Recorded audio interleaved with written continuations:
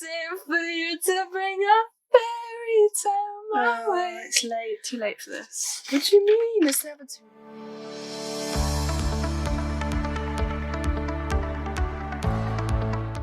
Hiya and welcome to our podcast. So I'm Dama. And I'm Olivia, and we're your hosts of the podcast Panic and Me. And today we're going to talk a little bit about how to stay motivated, especially during the pandemic at the moment. And for those with mental illnesses, motivation can be difficult at times, and I think we've both experienced that, really. So the first thing we're going to talk about really is just keeping a routine. And this is one that we've heard so often, I think, and we all know the importance of it. But I think like the thing really that you need to remember that isn't spoke about so much is people talk about like keeping a 9-to-5 routine, like a job. Yeah. But that you don't need to do that. And you know, so like right now it's like what, 9:30? My dyslexia kicking in there. It's like 9:30. And we're recording this video. Because that fits in with our schedule. You know, we're late risers, aren't we? We get up kind of later in the day. Yeah, like 9:30, 10. And by the time we, you know, get ourselves sorted, it's like 11, 12. So it takes a bit of time to get into our routine, absolutely. But our routine starts like after lunch. That doesn't mean we work any less in a daytime than somebody who wakes up at 8 or 9. It's obviously making sure we get enough sleep. So I go to sleep about midnight, and kind of you've been following my routine since you've been here. Definitely. Between like midnight and wake up at kind of 9 because I need that little bit of extra sleep, to be honest. By the time you drift to sleep sometimes. But yeah, routine can be, helpful. I hear a lot of people put pressure on themselves when they stick to a 9-to-5 routine and it comes to like 3 o'clock and they're absolutely worn out. Do what you want to do. Because I've heard a lot of people try and do that, and for some people it just doesn't work. These times that we're currently in aren't normal, so you do not have to have the normal, perfect routine, just as long as you get on with it, really. Yeah, and I think like sometimes just knowing when you're going to sleep, when you're waking up, and when you're going to eat, and roughly when you're going to work can be really helpful. Or something like what me and Olivia have been trying to do is plan before we go to bed that we're going to wake up and go for a walk, because that's a motivational thing for us to, get out the house for a little bit, half an hour, 20 minutes, doesn't even have to be very long, but it just gets you started into the day, because it's like, oh, I'm waking up to do something. Yeah, definitely, because like with pre-pandemic, you'd wake up and you'd walk to lectures or school or your job, whereas now we're kind of just getting up, moving from our beds to the sofa, and then we try to get on with our day. So. Have you heard of I've heard someone say, people that the most successful people are the ones that wake up at 4 a.m. I've told you that, and you were like, or the ones that go to bed at 4 a.m. Or the ones who, know themselves enough to follow their own routine. Yeah. Really. Absolutely. Yeah. So I just wanted to put that out and see what your thoughts were on that. Yeah, definitely. I mean, it's a case as well of like sometimes we don't have the motivation, right, to keep to a routine. But it's important sometimes. It's something I've been learning a lot in therapy. It's important to do things even when you don't feel like it, because then you'll start to feel like it. So keeping to a routine can help you to just start. Yeah, moving about and everything will make you want to do more once you get going. Yeah, absolutely. And I've heard, I did a webinar recently, and this freelance photographer said, if you do one thing a day for 365 days, you're going to get somewhere. You're going to have something amazing accomplished. So even if just one thing for 365 days. Yeah, and it's interesting that you mentioned webinars, because our next point is like about involving other people, right? So either asking other people's advice or actually involving other people in your projects. So for example, I mean, if we take this podcast, for example, if I was doing this on my own, or you were doing this on your own, we might be less motivated to. Yeah. Whereas now we're, we have each other, so it's like, And if you live with people, motivate yourself, try and motivate each other, because if I was alone, I'd be just struggling a lot. But because we have like this energy, we vibe off each other. It's like, oh yeah, I'm going to do my dissertation. Oh yeah, okay, I'll do some art creating. Yeah, definitely. And like something we could do if we wanted to, further this podcast is reach out to other people who are making similar things and learning from them. And that's something you can do basically in everything. You've been networking a lot with like photographers recently on Instagram, artists and everything. And I'm like a massive advocate of LinkedIn. I'm always talking to people on there, finding like voluntary opportunities. I love to be a mentor to other people, so sometimes even helping other people with their projects. But we are social animals, and the pandemic has robbed us of that and taken that away. People need people. And so involving other people or telling other people about your projects can just motivate you a little bit more. And like, again, we're just beautifully linking these all together. But our next point was kind of to do things outside of your degree, or outside of your job, or outside of your studies with whatever you're doing. So for me, that's very much, so things I do outside of my degree aren't really linked to my degree. So I love volunteering. I could go on and on about volunteering, because helping other people is what motivates me. Gets me out of bed in the morning. It gives me a reason to kind of get dressed, get up and get on, no matter how I'm feeling. And when you've brightened up someone else's day, it always brightens up your own. And there's so many volunteering opportunities online nowadays. You can get involved in anything. It doesn't necessarily, I know we want to be outside and go and volunteer, especially when you have done yours, but even just doing it online is quite good. And it's interesting you mentioned mentoring. Even having or finding a mentor. Or being a mentor. Yeah, or being a mentor is takes you accountability for what you're doing. It does. And I mean, like, if you're a university student, you can be a mentor. If you're studying photography or economics or biology or psychology or literally any subject, there'll be an A-level or GCSE student that would honestly love to speak to you.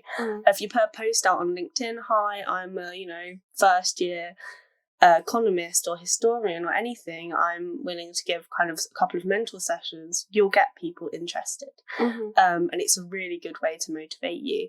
And others as well. And others, exactly. Yeah, because when you help others, the universe gives a lot back to you. Yeah, exactly. Because, people, you gain so much more from life by giving rather than getting.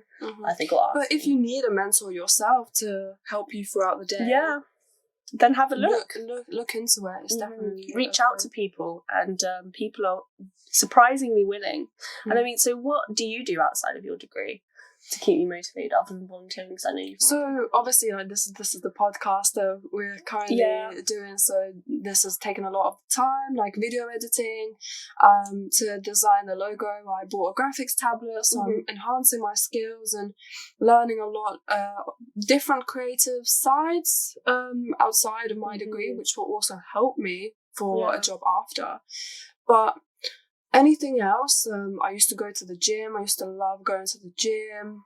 And unfortunately, they're closed. So, like, exercising at home can be a good option. Yes.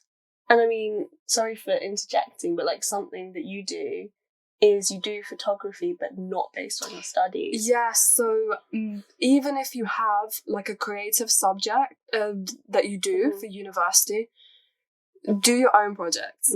Especially, I've heard someone say, when for your final major project that we do at the end of the year, one artist said, even for your degree, don't finish it, because after your degree you won't know what to do. So one of the things you could do is carry on photographing and keeping on doing it. A new thing that I did with you today. I was going to say, this would be a great opportunity to show people the work from today, and this was just a 15-minute hour project, wasn't it? Yeah. So we went for a walk, and I just seen ice on the cars, and I was like, wow. And I have a 50-milliliter lens that I recently bought, and I was just like, this is a great opportunity to use it. They're good photos, so enjoy for a couple of seconds. I'm going to show you the ones that are by themselves for now. And then later I put in the car, either the front windscreen or the back, and put the photo next to what it was. So I guess we talked about it. When you look at these photos, you try and connect where they are in the photos. Yeah. So some in these photos, it will be like the ice is on the windscreen, or the ice is on the top of the car. Yeah. Or the bonnet, or, you know, you try and... like a puzzle, almost. And I mean, if you've got a degree a bit more like mine, which is like essay-based, read and watch psychology / any other subject-related things that you actually enjoy. I love TED Talks. I listen to TED Talks that aren't related to my degree to keep me interested in psychology. Because there's a few times that I'm like, oh, this is so dry, I don't want to read any more psychology ever again. But I kind of, you know, stay motivated by reminding myself of why I fell in love with the subject to begin with. And I think that really, really helps. So the next point is very much yours. So go for it. Decluttering. During the first lockdown, I bought a book, KonMari, and some of you may have heard of it, some of you may not. There's a Netflix series as well, and it's just tidying your house or room, if you're a student, if you live in a room, but tidying for good. So picking up an object and saying, does it bring you joy? Does it bring me joy? If it does, you keep it. If it doesn't, you throw it away. Obviously, there's other objects that don't bring you joy, but you need them. So it's about finding that balance of what you need to keep and what brings you joy.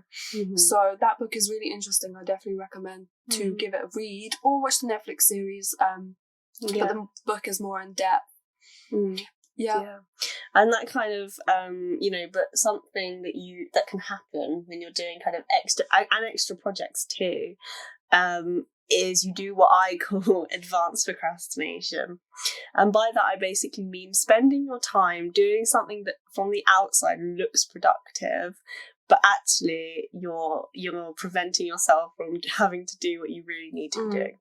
So for example, I might schedule 4 hours volunteering when actually I really, really need to be writing the method section of my dissertation. And I hear a lot of people, like, usually a lot of people don't like tidying, but it's like, but then all of a sudden it's like, oh my god, I'm just gonna tidy instead of doing my work. Literally. So you kind of like, you know, you need to be although it's great to be decluttering, it's great to be, you know, what is it, kind of clean room, clean mind. What I did when I did that, I took a whole day away from my phone, no music, no TV, no Netflix, nothing, decluttering my mind as well as my room. And that's really, really good. And but it's important to say, you know, I'll spend one day on that. I dedicated a whole day. But then you'll go back to your work the next day. So you don't turn into like this kind of advanced procrastination, because nobody's ever going to say to me, Olivia, stop volunteering. But actually, when I'm doing that for kind of 25 hours in a week, instead of doing my work for my degree, then that is actually turning into a problem.